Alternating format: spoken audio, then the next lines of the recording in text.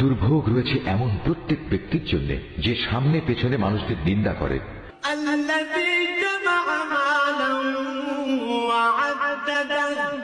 যে কাঁড়ি কাঁড়ি অর্থ জমা করে এবং যথাযথভাবে তা গুণে রাখে।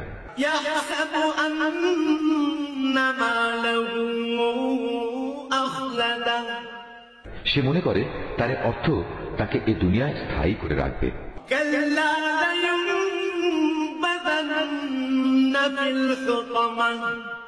বরং নির্ঘাত অল্প দিনের মধ্যেই সে চূর্ণ বিচূর্ণকারী আগুনে নিক্ষিপ্ত হবে।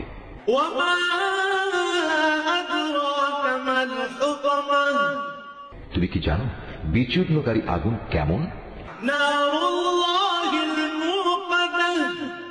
এ হচ্ছে সম্পদ লোভীদের জন্য আল্লাহ তাআলার প্রজ্বলিত এক আগুন,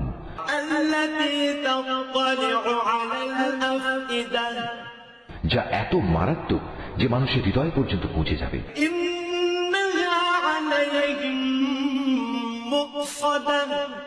গর্ত বন্ধ করে তাদের উপর ঢাকনা দিয়ে রাখা হবে, যেন খুলে না যায় সেজন্য উঁচু উঁচু থাম দিয়ে তা গেড়ে রাখা হবে।